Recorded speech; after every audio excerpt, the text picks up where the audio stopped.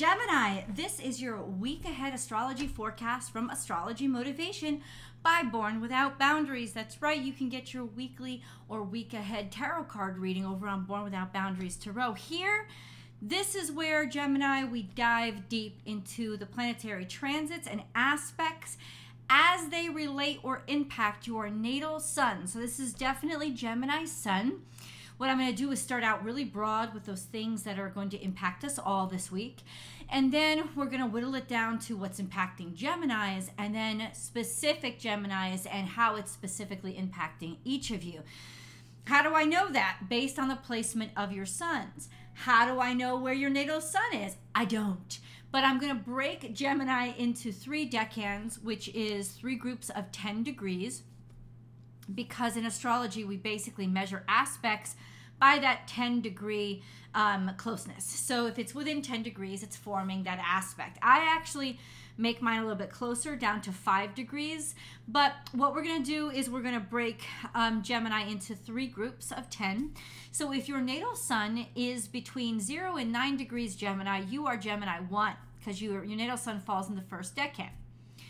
If your natal sun falls between 10 and 19 degrees Gemini, you are Gemini 2 because you're in the second decan. And following third decan, we now have anybody born with their natal sun in between at 20 to 29 degrees Gemini. You are Gemini 3. The reason why astrologers do this is because of the separation of the, because of the measurement of the angles within 10 degrees of each other. And those people who are at the beginning of Gemini season are like almost 25 degrees, almost 30 degrees different from those people at the end of Gemini season. So they're forming, their natal suns are forming completely different aspects to the same planet. So it's actually not impacting all of you the same way. It could be impacting you very, very differently. So no, you're not going crazy if all those traditional horoscopes were really, really not accurate for you. Like, you're not going crazy. This is why. So we're going to start with the big stuff. This, by the way, is from April 6th to April 12th. That's the week that we're covering, the time frame that we're covering. So what's already happened is early this week, in April 3rd, Mercury transited into Taurus. That is absolutely going to impact you because that's your ruling dignitary. Your ruling dignitary is Mercury, and it just moved into Taurus. Slows things down a lot, doesn't it? Yes. More traditional, people want more written stuff, traditional communications, more reading, more books, less emails, though emails is pretty traditional now.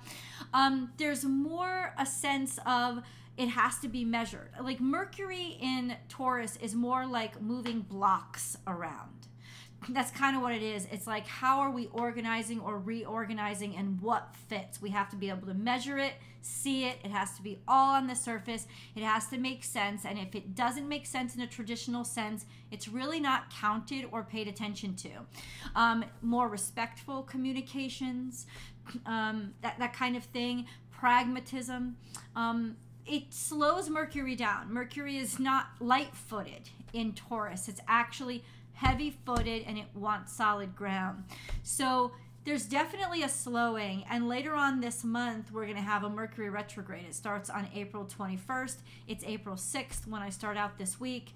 So there is a sense of not too long from now, we're in about 2 weeks from now, Mercury is going to go retrograde, but it's also just entered a slow-moving energy because Taurus is all about maintenance and holding, like keeping things up, and not about forging something new or taking risks at all. So there is that sense, especially with anything financial, if it's not traditional and it's not it's not in the traditional way, it's not going to be approved. It's not going to go through. Everything has got to be, nobody's thinking outside the box at this point until Mercury conjuncts Uranus in about a week. So then around that time, things will shift and start to surprise you, but only around that time. Every other time, Mercury is in Taurus and it's slowing down. So be ready for that. Understand that. When Mercury is in Taurus right now, this week, Mercury is conjunct the North Node and opposite the South Node, meaning you're tired of the past. It's done with the past. It kind of wants to move forward into the new and do something that maybe it hasn't really done before. I don't know what it's learning or picking up in the traditional sense, but obviously this is a complex position for Mercury to be in. But that's pretty much it. Mercury will transit Taurus between 4 and 11 degrees. Mercury moves really quickly. Between 4 and 11 degrees this week. Let's go into the decans. No. We got more. On April 11th, Venus makes a transit into Gemini, which will definitely impact Gemini ones, especially because then Venus is conjuncting your sun, your natal suns this week, and we'll get into what that means. But Venus entering Gemini gives sort of the whole allure for you guys of just sexiness and value and luxury and even optimism and romance. All of those things are associated with Venus energy. This happens late in the week around on April 11th, but Gemini ones, you'll start to feel it around the 9th. She'll be close enough to actually be conjuncting your natal suns even before she enters Gemini. So we'll talk about how that's going to impact you. But overall, it's going to impact everybody because Gemini Venus behaves very differently than she does in her home domicile of Taurus. Love becomes more about friendship or more about seeing or dating different people or opening yourself up to learning new things about your partner. You know, Venus in Gemini is excited by learning and by talking to people. So this is a great time to talk to your spouse. I mean, Geminis, you're great at it. Talk, have deep conversations, sexy conversations, or express your love and affection through words because, hey, Venus is here now. Might as well take advantage of her. You will be able to show off you'll be able to flex, right? You'll look sexy because it's sort of what people want now. What Venus wants in Gemini is words and verbal signs of affection, poetry, deep, like I said, deep conversations, communications, verbal and written. All of those things, little notes, really cute to do, Venus and Gemini. And like I said, if you're just starting out in a relationship, or it's more about dating right now, it's not about you're going to rush in and commit. Not to say that the person you're dating won't end up with you, but right now it's just about still seeing different people, learning through people, talking and discussing. It's more about variety and less about ready for a commitment. Just FYI. What also happens this week happened today, early in the morning. For some of you, it was late on April 5th. The full moon between Aries and Libra. The moon was in Libra, but the sun was in Aries. And it was all about understanding how to balance out your individual self with your partnerships. Like, who am I in partnerships? Am I in a partnership that I've sort of lost myself in? Does my partnership support who I am as a person, or does it require me to be somebody else in order to make it work? And those relationships would have seen an end on this full moon. Releasing those toxins, releasing those negative qualities, and then making way for something really beautiful. So how is that impacting you guys? Well, we'll talk about it. We'll talk about it because a specific group of you was absolutely trying to this full moon. So it actually kind of will sort of set you free and work out, and maybe you'll find some harmony today into tomorrow, because you'll still be getting the effects into tomorrow as well. So let's go into the decans. Gemini 1. So those of you who are basically May Geminis, if your birthdays are in May, you're pretty much a Gemini 1. April 11th, Venus will drop into Gemini, and that is when she will be in Decan 1. Now, you'll, at the very beginning, if you're on the if you're on the Gemini Taurus cusp, if that's when your birthday is, you will definitely start to feel her impact conjuncting your sun. You'll start to feel more romantic. You'll start to feel more la vie en rose. You'll start to sort of have this sort of rose-colored glasses about everything. You'll start to maybe want to spend more money. You'll start to be more irrationally optimistic. You know, it's like tighten your purse strings, because Venus conjunct the sun has just got, she's just ready to spend, you know, and maybe even in a way you'll start to be more what you would consider shallow, but it's not necessarily shallow. It's just shallow. It's focused on material things and beauty and attractiveness, and you'll start to feel that start to take over, even maybe getting more romantic in a sense. But she actually, and that will start, you'll start to feel those effects by April 9th, you guys. And then by April 11th into April 12th, by the end of this week, more of you will start to feel Venus. And into the following week, all of you, your natal suns, by the end of that week, will have conjuncted Venus. So get ready for romance, get ready for optimism, get ready for indulgences and sensuality. Just an FYI. Your natal suns are also sextile to Neptune, especially those of you born at the very, very beginning. You would have to be born at the very, very beginning, like Gemini, Taurus, Gemini cusp, in order to still have this sextile to Neptune. But that can be also very distracting for you guys. So especially you guys at the very beginning of Gemini season, especially at the end of this week when Venus conjuncts your sun and your sun is still sextile to Neptune, you're talking about really getting your head lost, almost loopy head in love.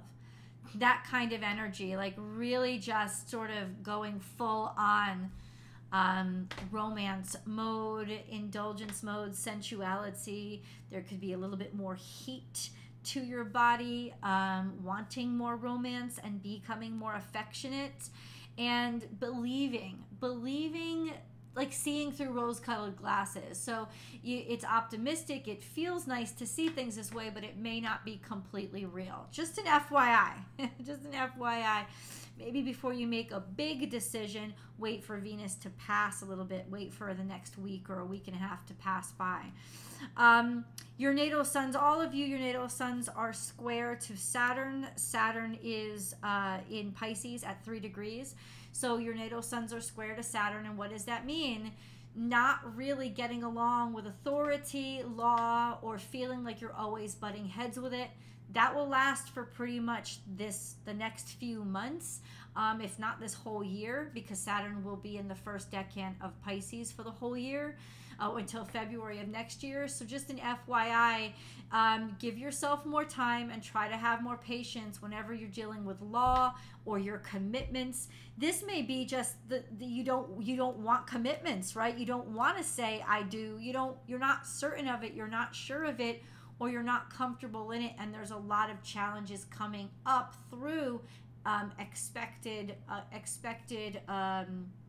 commitments, that kind of energy. Just FYI, this whole year, but especially around now when you get extra lovey-dovey, this week, that conflict will be really conflicting, especially if somebody expects more from you than you want from them.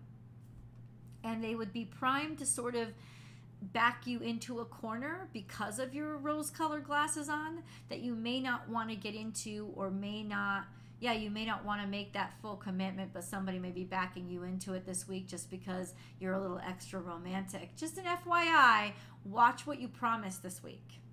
And then we have Pluto. Your natal suns are trine to Pluto. Pluto is at 0 degrees Aquarius, so especially for those of you born on the Taurus Gemini cusp, all year long, Pluto is going to be trine to the first decan of Gemini. What does that mean? Harmony through change. And basically, you're really good with endings, total endings, and brand new beginnings. Harmony with, if something extreme happens, especially in this world, it for some reason will help to rebalance your life and help you find harmony in your life. So it could be directly impacting you when it comes to just being okay with endings and new beginnings and saying goodbye to the old and hello to the new. But it could also mean that something that happens outside of you ends up harmonizing or balancing something in your personal space. FYI. That's pretty much all year. Gemini 2s. This week, your natal sun is sextile to the sun, at least till to the current sun in Aries, at least till the 10th or Wednesday. What does that mean? It means you're going to have a lot of confidence and a lot of courage. So expect that to be really high. Also expect to have a little trouble controlling your ego, because you will be certainly high on yourself and sure of yourself. But this is a sextile, so it means confidence goes a long way, and it could actually open doors for you. You will easily be able to grab and maintain people's attention this week. We also have a sextile to Chiron, which is a completely different story, but sextile to Chiron, when your sun is sextile to Chiron, it means now you're starting to see opportunities because of what you've suffered or what you've learned. So there's wisdom to be had and to be used this week. Take advantage of that. Your natal suns have been sextile to Chiron for a while, so it's almost like taking the pain from the past and turning it into opportunities, and it'll be that way for quite some time. This is a long-term transit, so it's not just impacting you this week, but with the sextile to the sun, there's so much more confidence, and it could be really your time to shine, especially in those areas where you have had to learn the hard way. FYI, we have Gemini 3s. Gemini 3s, your natal suns are sextile to Jupiter, especially those of you born at the very beginning of Gemini Decan 3. I'm going to estimate that's those of you who are born around the 13th, maybe the 12th, 13th, 14th of June. It would be you guys who are, your natal sun is just sextile to Jupiter this week. That brings a great fortune and great opportunities. So enjoy this week.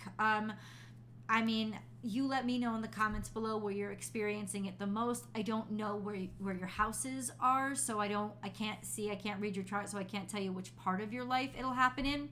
But I will tell you that it will go wonderfully and without much effort. This is one of the most benefic aspects in astrology. We also have, however, a square to Neptune. So there could be sort of a challenging of your faith systems. There could also be some sort of a challenge when it comes to getting distracted or being able to separate fact from fiction. So just slow things down. I think the sextile to Jupiter will definitely bring a lot of luck. The square to Neptune has been there for a while. So this is something that you have been dealing with for a while. So I don't think that that's going to impact you as tremendously as this new aspect that's just dropped into your lap. That sextile to Jupiter is going to be front and center this week. You're also trying to Saturn, which means there's a sense of harmony when it comes to authority figures, the rules, the laws. This is like something really working out, or good luck when it comes to having somebody be able to make a commitment to you, or getting that paperwork signed, or getting that yes from the authority, that authority figure, or that authority governing body, whatever it is. This is a yes week for you. And then we have Pluto. Pluto, your natal suns are quincunx to. There are changes happening around you that may irritate you.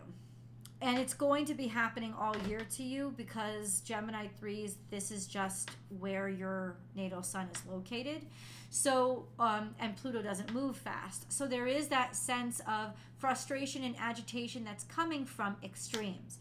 Extreme endings, and extreme beginnings. Maybe hidden stuff that's coming up that you didn't expect to have to deal with. It's frustrating. It's just frustrating. But I don't think it's anything that you can't handle, especially this week. That sextile from Jupiter and that trine to Saturn, which will be happening for on and off all this year, because Saturn will retrograde anyway. We'll get into that when it happens. But I think that this is just very good for job opportunities and very good for advancement. And yes, definitely be proactive in it. Pluto may make it more frustrating because other people may not. There might be dynamic changes that are impacting people on the outside, but I don't think it will stop you from actually being able to move forward and get what you want ultimately. Ultimately, I don't think it will. I just think it'll be frustrating for a while. I love you guys so much. I hope this helped you. I hope you got some insights for this week. And I hope you also join me over on Born Without Boundaries Tarot so that you can get your week ahead tarot card reading. Please subscribe to this channel. Just click that button below, and then you can join the Astrology Motivation live chats that I have every Monday and sometimes on Friday. So hopefully you can join me there. Like this video if you have enjoyed it, and I'll see you guys next week. Bye.